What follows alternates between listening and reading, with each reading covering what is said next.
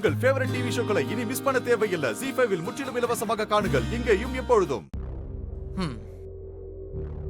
இதுக்கு முன்னாடி மாதாஜி இந்த ரூம்குள்ள வரதுக்கு நான் பர்மிஷனே கேட்க மாட்டேன். ஏன்னா இது எங்க சிஸ்டர் ரூமாக இருந்தாலும் இது என் ரூம் மாதிரி தான். வருவேன் போவேன், எந்த கட்டுப்பாடுகளும் கிடையாது. மாதாஜி, என் சிஸ்டர் என்ன இப்படி அனாதையா விட்டு போவாங்கன்னு நான் கனவுல கூட நினைச்சு பார்க்கல மாதாஜி. சிஸ்டர் இல்லாத இந்த வீடு எனக்கு ஒரு வீடாவே தெரியல மாதாஜி.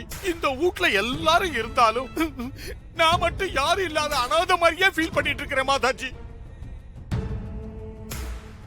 நான் என்னுடைய ரூம்ல இருந்த நேரத்தை விட சிஸ்டர் கூட இந்த ரூம்ல இருந்த நேரங்கள் தான் அதிகம். சிஸ்டர் கூட அவங்க நிழல் மாதிரியே ஒட்டிக்கிட்டு திரிஞ்சுக்கிட்டு இருந்தேன்.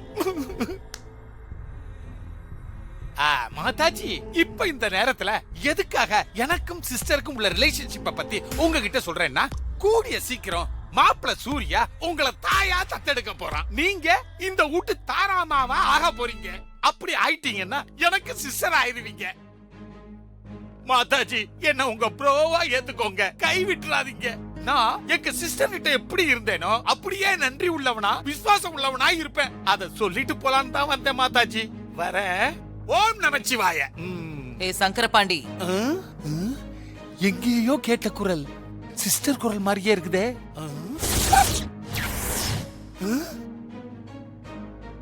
தாரா சிஸ்டர் குரல் மாதிரில இருக்குது. அதுதான் செத்து போச்சே. டிராமா போல இருக்குது. பிரம்ம இல்ல சங்கரபாண்டி, நிஜம். தாரா சிஸ்டர் குரல் மாதிரில இருக்குது. அதுதான் செத்து போச்சே. டிராமா போல இருக்குது. பிரம்ம இல்ல சங்கரபாண்டி,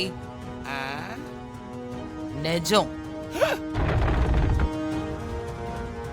என்ன அது சிஸ்டர் மாதிரியா உட்கார்ந்து இருக்குது? அதே ஸ்னேக் லுக்கு, அதே தெனாவிட்டு, அப்படியே சிஸ்டரோட குரல் மாதிரியே இருந்துச்சு. எங்க சிஸ்டர் என்ன சங்கரபாண்டின்னு கூப்பிடுற அதே மாடுலேஷன், அதே கம்பீரம் அப்படியே உங்ககிட்ட இருக்குதே மாதாஜி. முட்டாள் முட்டாள். இதுவும் அதே மாதிரி தான் இருக்குது. மாதிரி எல்லாம் இல்ல. நான் மாயா இல்ல, தாரா.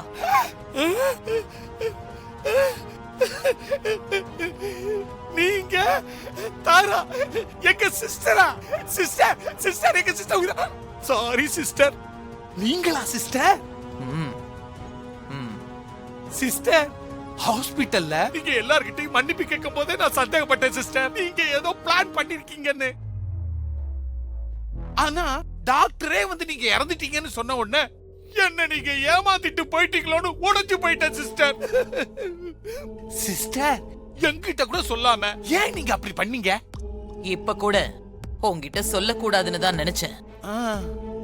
ஆனா நான் மாயா இல்ல, தாரான்னு அந்த மாறி கண்டுபிடிச்சிட்டா.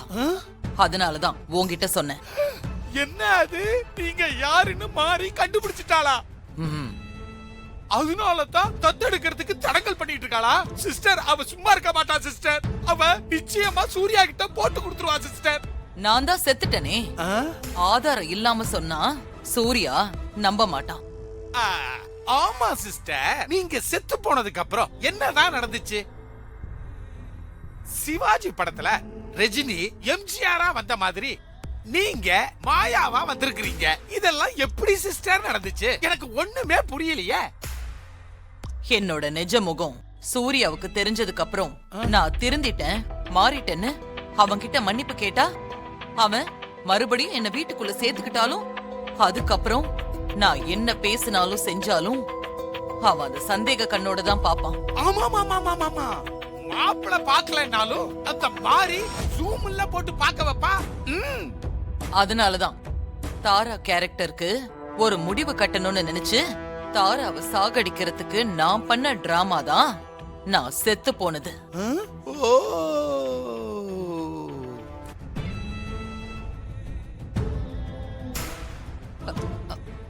வா மகனே. ஓம் நம சிவாய. அம்மா, உங்களுக்காக ஒரு செல்போன் வாங்கிட்டு வந்திருக்கேன். இந்தாங்க. எனக்கு எதுக்குப்பா செல்போன் எல்லாம்? இல்லம்மா, நீங்க வெளியே எங்கேயாவது போனா வந்தா உங்களை கான்டாக்ட் பண்ண வசதியா இருக்கும்ல, அதுக்குதான். இந்தாங்கம்மா, வாங்கிக்கோங்கம்மா. அப்புறம் என்னோட நம்பரை என் பேர் போட்டு நான் சேவ் பண்ணி வச்சிருக்கேன். சரிப்பா. சரிங்கம்மா, நான் வரேன். காசில இருந்து சூர்யாவோட வந்திருக்கிறது மாயா கிடையாது. தாரா தான் தன்னை மாயான்னு சொல்லிட்டு வந்திருக்காங்கன்னு நான் நினைக்கிறேன். நான் சந்தேகப்படும் போது தாரா அத்தை உயிரோட இருக்க வாய்ப்பே இல்லைன்னு சொன்னீங்களே, இப்ப என்னடான்னா அவங்க உயிரோட இருக்கிறதா சொல்றீங்க. அதுல எனக்கு சந்தோஷம்தான். ஆனா இப்ப நீங்க எதை வச்சு இந்த முடிவு பண்ணீங்க? சொல்றேன் மாதிரி, அதுக்காக தான் நான் உங்களை இங்க வர சொன்னேன். சொல்லுங்க சார். உங்க வீட்டை விட்டு போன தாரா இறந்து போறதுக்கு முதல் நாள் நைட்டு அவங்க வீட்டுக்கு ஒரு டாக்டர் வந்திருக்காரு. டாக்டர் எதுக்காக தாராத்தைய போய் பார்க்கணும்? தாராவை தனியா போய் மீட் பண்ண அந்த டாக்டர் ஒரு அனஸ்தீஷியா ஸ்பெஷலிஸ்ட். அதாவது ஆபரேஷன் பண்றதுக்கு முன்னாடி மயக்க மருந்து ஊசி போடுவாங்க இல்லையா, அந்த மயக்க மருந்து கொடுக்கிற ஒரு ஸ்பெஷலிஸ்ட். ஓ, அப்போ அத்தை விஷம் குடிக்கலையா? ஆமா, கண்டிப்பா அவங்க விஷம் குடிக்கல. சூர்யா காசிக்கு போறதுக்கு முதல் நாள் ஃபிளைட் புக்கிங்ல பேசஞ்சர்ஸ் லிஸ்ட் எடுத்து என்கொயரி பண்ணி பார்த்ததுல புவனான்ற பேர்ல ஒரு ஃபேக் பேசஞ்சர் இருந்திருக்காங்க. அவங்க கொடுத்ததும் போலியான அட்ரஸ். அத இவங்க தான் கொடுத்திருக்காங்க. ஏர்போர்ட்ல சிசிடிவி ஃபுட்டேஜ் செக் பண்ணும்போது அந்த புவனா பர்தா போட்டுட்டு இருந்திருக்காங்க. பர்தாவுக்கும் புவனாவுக்கும் என்ன சம்பந்தம்? அந்த புவனா தான் இந்த மாயா, அதாவது மாயான்னு சொல்லிக்கிட்டு இருக்கிற தாரா. இது எல்லாத்தையுமே வச்சு பார்க்கும்போது தாரா உண்மையிலேயே சாகல. செத்து போன மாதிரி எல்லாரையும் நம்ப வைக்கிறதுக்காக திட்டம் போட்டு இது எல்லாத்தையுமே பண்ணிருக்காங்கன்னு தெரியுது. சோ நீங்க சந்தேகப்பட்டது சரிதாங்கிற முடிவுக்கு நான் இப்ப வந்திருக்கேன். வந்திருக்கிறது தாரா அத்தைன்னு தெரியாம ஹஸ்பண்ட் சார் அவங்கள சட்டப்படி அம்மாவா தத்தெடுக்க முடிவு பண்ணிருக்காரு. என்ன என்ன சொல்றீங்க மாதிரி?